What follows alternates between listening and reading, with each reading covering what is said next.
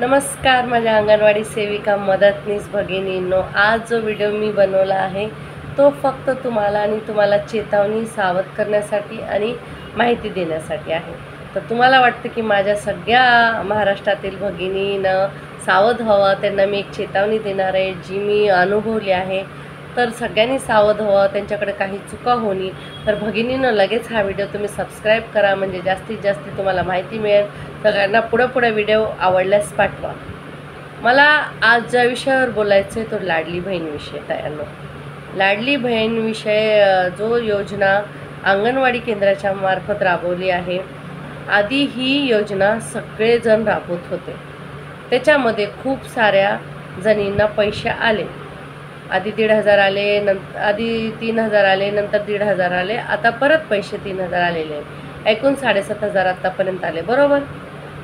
त्याच्यामध्ये आपल्या अंगणवाडी सेविका भगिनींना काही जणींना आले नव्हते, तर आमच्या सगळ्या पदाधिकारी म्हणून प्रयत्न केले, वरी सरांना बोलले, त्यांना हार्ड कॉपी दिली आणि आमच्या भगिनींचे पण आता सगळ्यांचे पैसे आले।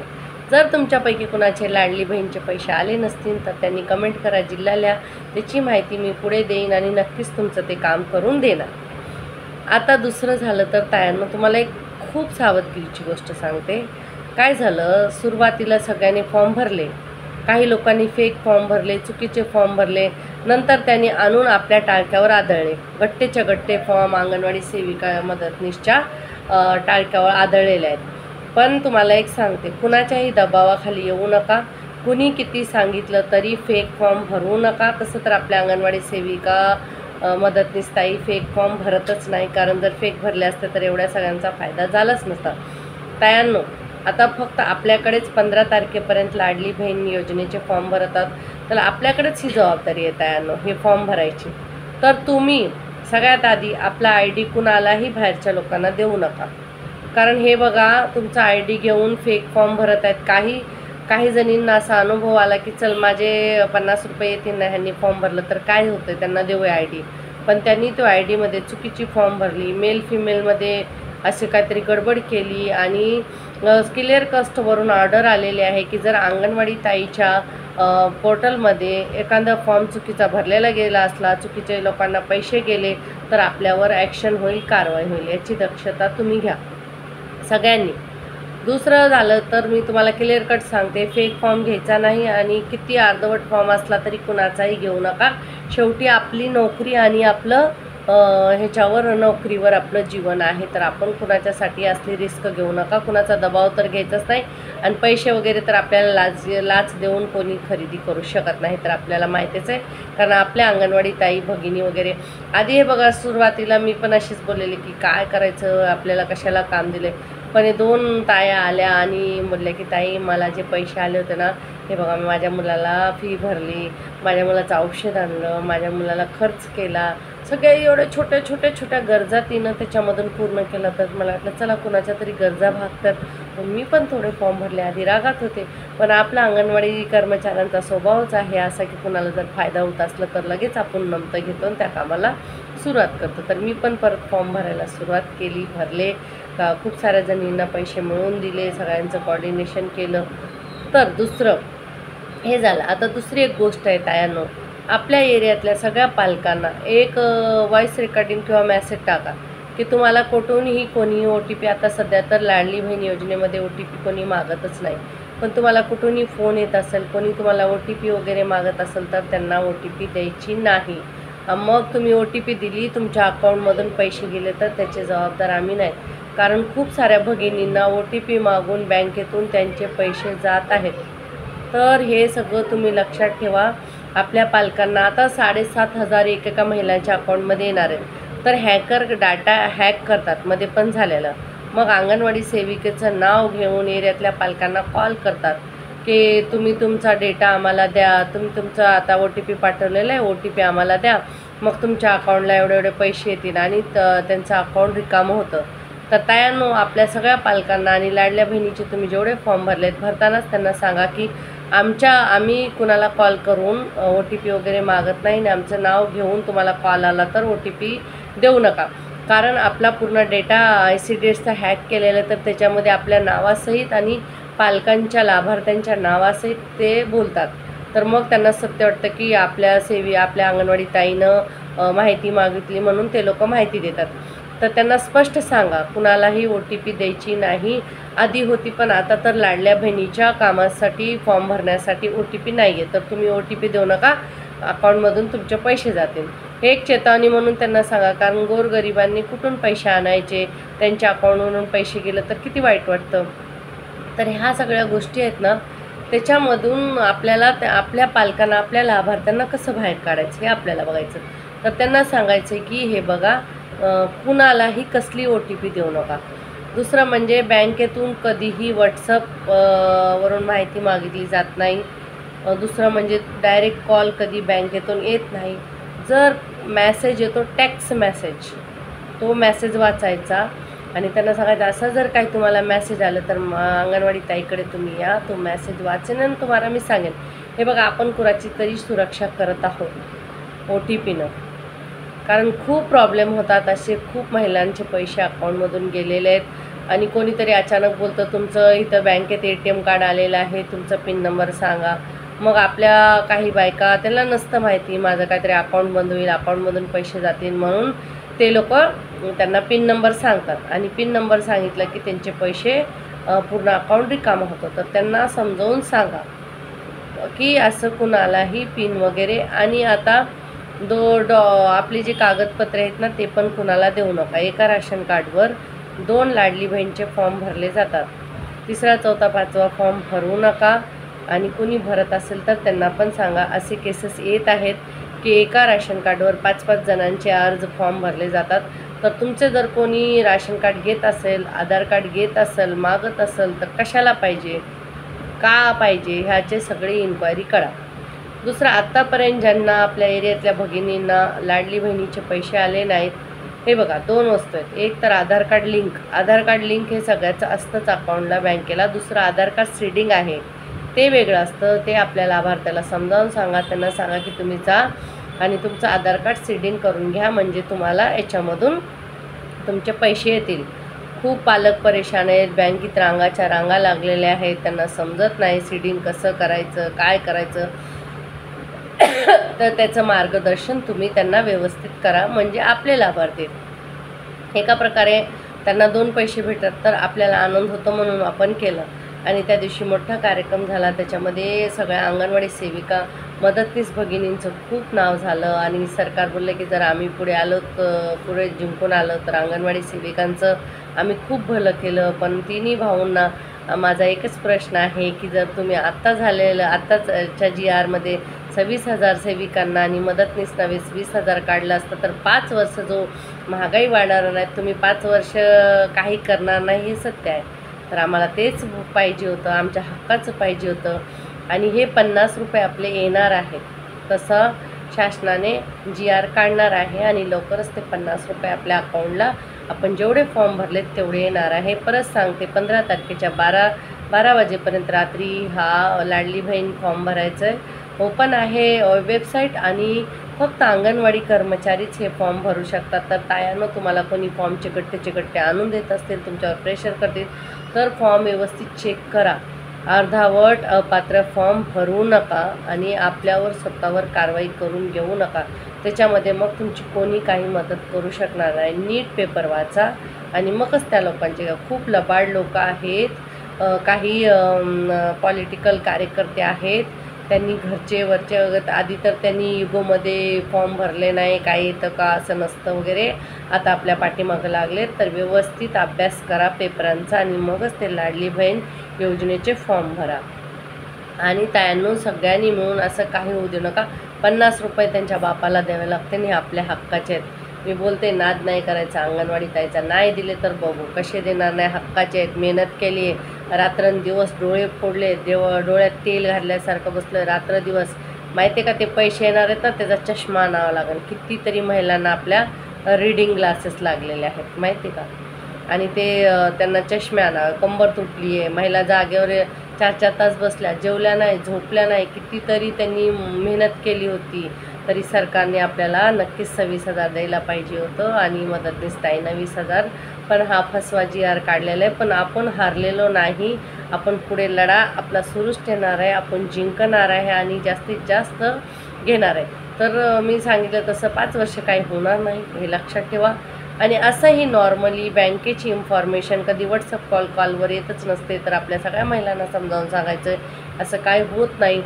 अंगणवाडीच्या गोड बाळांना अजून चांगल्या चांगल्या योजना येऊ द्या, आमच्या बाळांना चांगला खाऊ येऊ द्या शिजवलेला, THRमध्ये चांगल्या उत्कृष्ट दर्जा वाढू द्या, ह्या सगळ्या आपण आशा बाळगूया. चांगल्या योजना येऊ द्या. आपल्या एरियात खूप साऱ्या बघा विधवा बायका आहेत, त्यांच्यासाठी पेन्शन योजना होऊ द्या. ते पण योजना आम्हाला राबवायला दिली तर नक्की आम्ही राबवू, कारण विधवा बायकाला एरियातले पैसे भेटले 2 पैसे तर त्यांना औषध उपचाराला होतील. तर अशा खूप साऱ्या योजना येऊ द्या एरियात, आपण राबवायला तयार आहोत. आम्हाला फुल टाईम ड्युटी पण द्या, 10:30 ते 5:30, पण आम्हाला तेवढं वेतन वाढून पण द्या. आमच्यावर अन्याय करू नका, असं सरकारला नेहमी वारंवार आपण इशारा देत आहोत आणि आपलं काही मोर्चा थांबलेला नाही, स्थगित केलेला आहे. आणि आचारसंहिता संपली की परत आपण जे नवीन सरकार येणार त्याच्या मागं लागणार आहे. तर आधी तुम्ही सगळ्या माझ्या लाडल्या बहिणीत, नंतर सरकारच्या. आता एक जोक स्पाट म्हणून कुठेतरी ग्रुपमध्ये टाकला होता की लाडली बहिणींच्या मुलाला प्रश्न पडलेला आहे, कोणत्या मामाच्या गावाला जायचं, ठाण्याला जायचं, पुण्याला जायचं का नागपूरला जायचं. तर रे बाबा, ठाणं नाही न नागपूर नाही न पुणे नाही, आपलं घरच भलं, आपलाच बाबाच भला. आपल्याला वाटते की लाडल्या बहिणीला त्यांनी 1500 दिलं, पण त्यांनी लाडल्या जिजाजीवर किती भार टाकला आहे.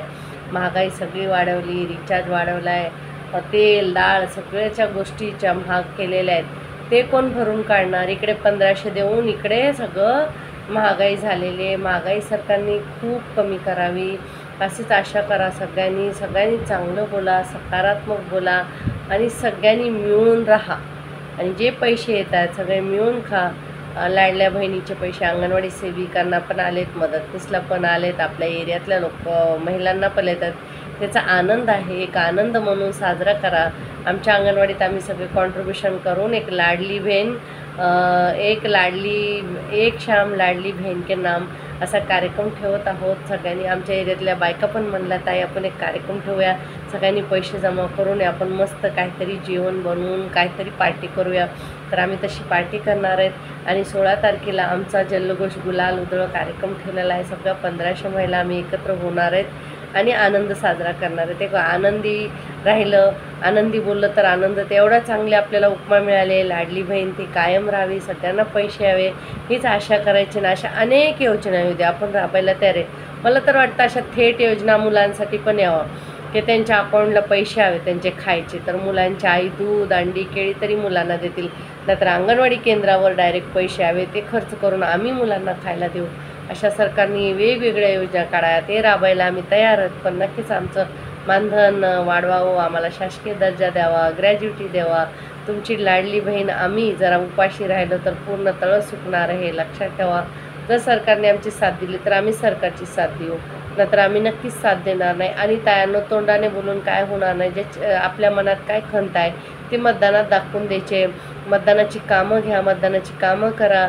लाडली बहीणच बनला तर घ्या ना, याद्या भाग वाटायला घ्या, टेबल घ्या, ड्युटी लागली पाळणा घर तर देणारच आहेत. 2 पैसे कमवा, मस्तपैकी राहा, योजनावर काम करा. सरकारी योजना खूप आहेत त्याच्यावर काम करा, बचत गटाच्या योजना आहेत त्याच्यावर काम करा. फक्त अंगणवाडीच्या जीवावर राहू नका आणि नंतर पश्चाताप करून घेऊ नका. आता बघा ज्या रिटायर झाल्यात त्यांना किती पश्चाताप आहे की बाई त्या बाईनं सगळा पूर्ण लक्ष अंगणवाडीवर दिलेलं, रात्रंदिवस अंगणवाडी केली. संदर्भ सेवा आधी कशा होत्या माहिती आहे का? आपल्या अंगणवाडी सेविका मदतनीस ताई दवाखान्यात डिलिव्हरीसाठी जात होत्या, गाड्याची व्यवस्था करत होत्या. आता त्यांचे घरचे लोक जातात. आधी म्हणायचे ह्यांचीच ड्युटी आहे, ह्यांचीच. आतासुद्धा आपल्या महिला जातात, पण कमी झालं आहे. पण असली कामं आपल्याला सरकारने आणि आपल्या एरियातल्या लोकांनी आणि आपल्या त्या डोक्यातच गेलेले एक रोग झालेला एक प्रकारचा समाजसेवा म्हणजे पण हा रोग चांगला आहे, आशीर्वाद पण भेटतात. तर आपण खूप जणांचे आशीर्वाद घेतले. लाडल्या बहिणीचे ज्या माझ्या भगिनीने काम केले त्यांना खरंच खूप खूप धन्यवाद, अभिनंदन आणि मानाचा मुजरा आणि माझा सलाम. कारण ते काम सोपं नव्हतं. जर आपल्या अंगणवाडी कर्मचारी ताईंनी जर ते काम हातात घेतलं नसतं तर नक्कीच ही योजना सफल झाली नसती. मी ठामपणे सांगते. आणि अंगणवाडी कर्मचाऱ्यामुळेच ही योजना सफल झाली. आणि तरी पण सरकारने आम्हाला लाडली बहीण नाही बनवलं, तर आम्हाला सावत्र बहीण म्हणूनच हा निर्णय दिलेला आहे. 3,000 वाढ काय खूप जास्ती वाढ नाही. खरंच आम्हाला 26,000 द्यायचे होते. आता 5 वर्षात महागाई किती पुढे जाणार आहे याचा सरकारने विचार नाही केला, याचीच खंत आहे. पण आता होणार पण काही नाही. कुणाच्या आशेवर राहू नका. जीवनात पुढे पुढे चला, काही ना काही करत राहा आणि नक्कीच आपल्याबरोबर देव आहे आणि आपलं चांगलं करणार आहे. म्हणून घाबरायची पण आपल्याला काही गरज नाही. पुढे पुढे काहीतरी जीवनात पैसे कमवायची तरतूद करत जा. छोटीशी बचत करत जा. एक छोटासा पैशाचा गल्ला ठेवा. त्याच्यामध्ये तुम्ही 10 रुपये जरी रोजचे टाकले तरी महिन्याचे 300 रुपये स्वतःसाठी बचत करा. जेव्हा हातपाय नाही चालणार काय करणार, ते पैसे खूप उपयोगी पडतील तायांनो. मी बोलत आहे तर आज तुम्हाला 10 रुपये रोजचे वाटत असेल, काय 10 रुपये रोजचे जमा करायला बोलते. पण तुम्ही वर्षाचे ते पैसे बघा, 5 वर्षाचे बघा तायांनो. नक्कीच काही ना काही ते उपयोग येतात. बचत करायला शिका आणि खर्च करू नका कुणाचं ऐकून. कोण करतं आहे तर कोण टेटस लावतं आहे, जेवायला ते लाडली बहिणीचे पैसे आले, कुणी साड्याच आणल्या बायांनी, तर कुणी जेवायलाच गेलं, तर कुणी शॉपिंगच केली. हे सगळे कामं करण्यापेक्षा एक चांगल्या अकाउंट ओपन करा, बचत करा आणि काही पैसे 2-3 वर्ष जमा झाले तर ते इन्व्हेस्ट करा बिझनेसमध्ये. त्याचे 2 पैशाला पैसा लागून येऊ द्या. काही कुणाचं ऐकून कुणाचं बघून बघी काही करायचं नाही. हे सगळं चुकीचं होतं आणि त्याच्यातच आपण फसतो. माझ्याकडून तुम्हाला काय माहिती पाहिजे कमेंटमध्ये लिहा. पुढे मी अजून व्हिडिओ बनवणारच आहे तायांनो. दसऱ्याच्या सगळ्यांना गोड गोड शुभेच्छा. हा सण असतो. अहो गावी आम्ही ना आपट्याची पानं एकमेकाला वाटायचं, एवढं खुश व्हायचं. गावी शिलेंगण खेळलं जातं. 9 दिवस जे देवीचे गट बसतात त्याच्यामधून ते गवताचं उगवलेलं असं टोपीत लावतात आणि मस्त शिलांगण खेळायला सगळे जातात. किती मजा येते. तर तुम्ही सगळ्या गावच्या महिला शिलेंगण खेळत असताना, तुम्हाला मजा येत असताना आम्ही मुंबईच्या महिला सगळ्या एक दुसऱ्याला भेटायला जात आहोत. आणि नवीन वर्ष आज लागलेलं आहे. आमचा पण ग्यारवीचा महिना सुरू झालेला आहे. सगळ्या तायांना माझ्या शुभेच्छा. एक दुसऱ्यांना चांगलं बोला, विचार चांगला करा आणि पुढं चांगलं होणार आहे बरं का. अशाच माझ्या लाडक्या बहिणी, लाडल्या बहिणी माझ्यासोबत राहा. मी तुमच्यासोबत आहे. आणि परिवार आणि कुटुंब जर मोठं करायचं असलं तर साथ द्यावं लागतं का नाही तायांनो. तर मग करा ना संघटन मोठं माझं. आपलं कुटुंब मोठं करूया. अंगणवाडी सेविका मदतनीस चॅनलला पटकन सबस्क्राईब करायला लावा. किती जणांना तुम्ही सबस्क्राईब करायला लावलं ते मला कमेंटमध्ये लिहा. नक्कीच तुमचं बक्षीस मी तुमच्यापर्यंत पाठवते. आणि तायांनो आता मी हा व्हिडिओ इथेच संपवते. सगळ्यांनी चांगलं राहा, कोणी दुःखी राहू नका आणि सकारात्मक विचार करा. मी नेहमीच बोलते, चांगला विचार केला की चांगलं होतं. कुठून ना काही आपण आहे ना खूप आशीर्वाद घेतलेत ह्या वर्षात, खरंच सांगते. तर त्या आशीर्वादाचं नक्कीच फळ आपल्याला भेटणार आहे. आणि कुठून ना कुठून चांगल्या बातम्या आपण अचानक कुठून ना कुठून तुम्हाला असा पैसा येईल, असं अद्भुत पैसा येईल की तुम्हाला माहीत पण की कुठून आलं. तुम्ही सुद्धा आश्चर्यात राहाल. असं तुम्हाला अचानक मदत होईल कुठून ना कुठून. किंवा कारण खूप भगिनींच्या चुली आपण पेटवलेल्या आहेत. खूप जणांच्या घरात ज्या अंगणवाडी कर्मचारी चुलीपर्यंत जात होत्या, लक्ष्मीच्या पावलाने ते लक्ष्मी घेऊन त्यांच्या चुलीपर्यंत गेलेल्या आहेत आणि त्यांच्या चुली पेटवलेल्या आहेत. मग आपल्याला उपाशी ठेवणार का वरी बसलेला तो देव? कधीच नाही. आपलं चांगलंच करणार आहे. आमची आजान होत आहे आणि 11वीचा महिना सुरू आहे. तर तायांनो मी व्हिडिओ संपते. सगळ्यांना सलाम, धन्यवाद तायांनो.